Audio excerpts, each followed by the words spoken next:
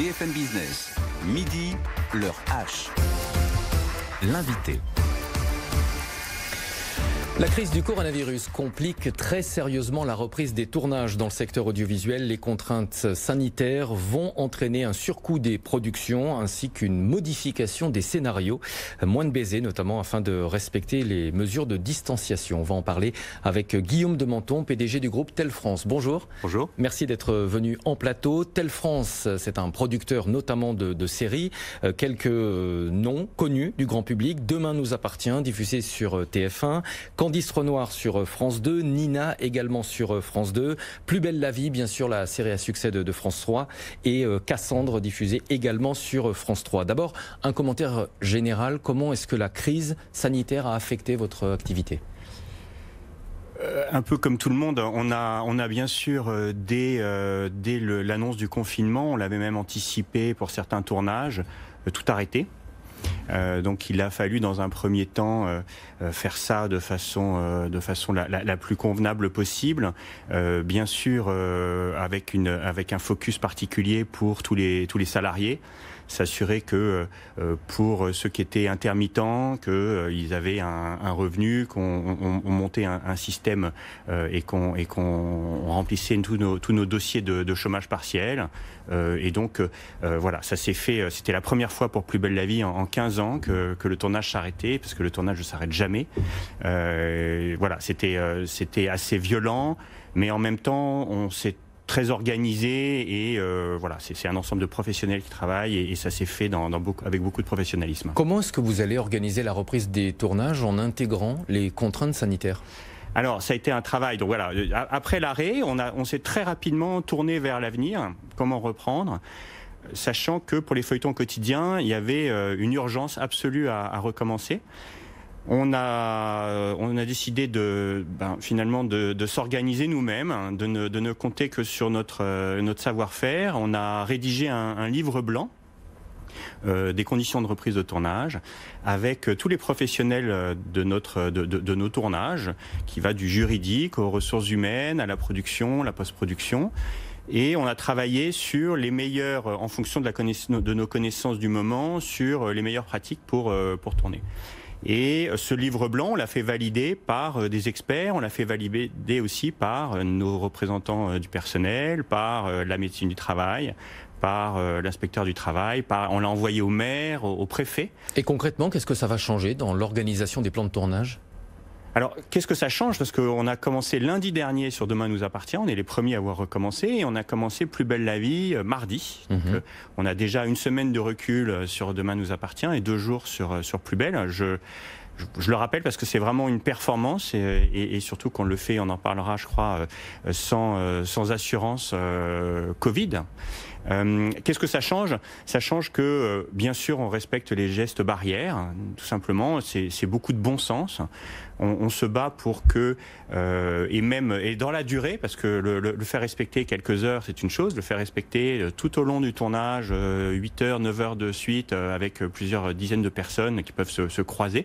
Donc on a organisé, comme dans beaucoup d'industries d'ailleurs, on a organisé le mouvement des équipes pour éviter les croisements, et on a diminué les équipes, on les a séparés dans des pièces différentes pour qu'ils ne soient pas tous ensemble. Ils portent des masques, ils se lavent les mains, ça a un impact sur le transport, il y a un médecin qui est là pour conseiller, pour éduquer. Voilà, tout un package que l'on a mis en place, mais aussi beaucoup pour rassurer et puis bien sûr pour que personne ne tombe malade, ce qui serait une catastrophe. Porter des masques, conserver ses distances, c'est possible derrière la caméra, c'est plus compliqué pour les acteurs ?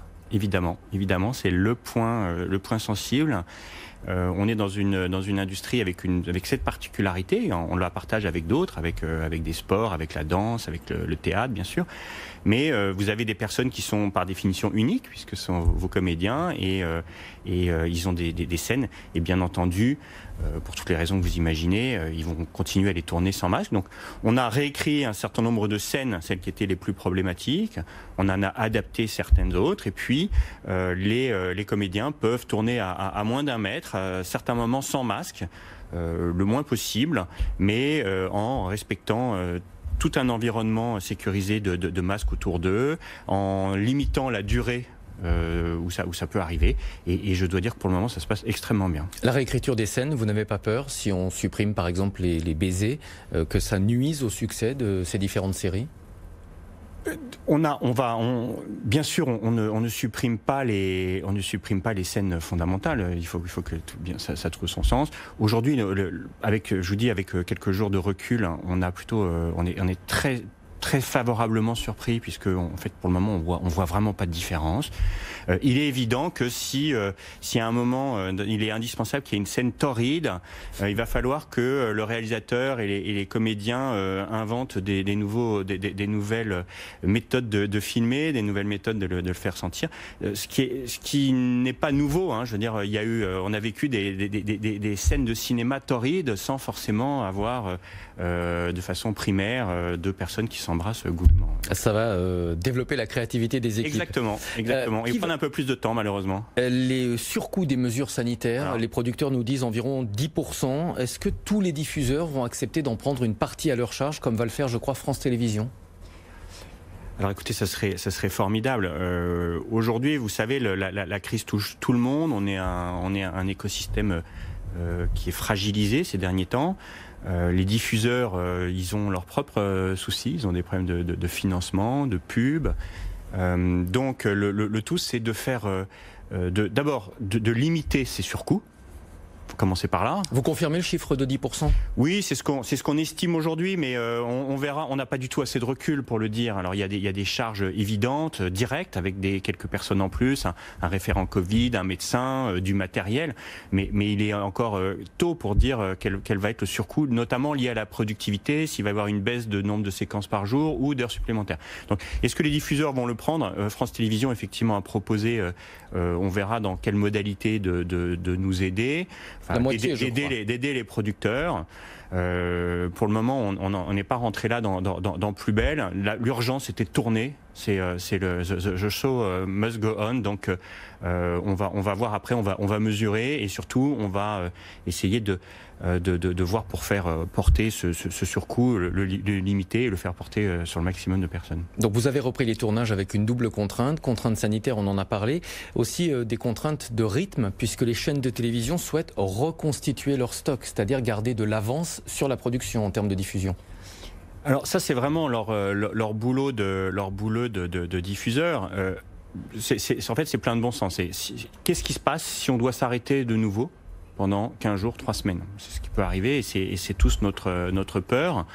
L'idée, c'est de savoir si on a 3 semaines de stock, si on peut arriver à compenser cet arrêt pour qu'il n'y ait pas de perte d'antenne. Il faut savoir que sur un feuilleton comme Demain nous appartient ou Plus belle la vie, on tourne 260 épisodes en 260 jours, c'est-à-dire du 1er janvier au 31 décembre. Ce qui fait une énorme différence, par exemple, avec le monde du cinéma. Ou avec les séries de Prime, parce que c'est pour ça aussi qu'il y a une urgence à recommencer les feuilletons quotidiens, ce que on fait avec en se laissant un peu plus de temps pour les séries de Prime ou pour le cinéma, parce que là on est sur un mode projet, et si on décale le film de quelques semaines, ça n'a pas autant d'importance que sur un feuilleton quotidien où le public ne va pas avoir à l'antenne pendant X semaines son programme préféré. Les assureurs, on en a parlé au début, ils ont été vivement critiqués par les restaurateurs pour ne pas avoir pris en charge les pertes d'exploitation. Dans la production audiovisuelle également, les assureurs se font tirer l'oreille et vous l'avez dit, ils refusent d'assurer le risque Covid sur les tournages. Alors, d'abord, vivement critiqué, si c'est pour que votre assureur est là pour vous assurer, si c'est pour qu'il fasse faillite au bout de 15 secondes, ça n'a pas grand intérêt. Il ne peut pas de toute manière couvrir un risque, l'équivalent d'un risque Covid. Donc là aussi, j'essaye d'avoir une démarche mesurée. Le tout, c'est jusqu'où ils peuvent intervenir et à quel moment. Il y avait 2 sujets. Il y avait couvrir le risque Covid et couvrir le risque tout court.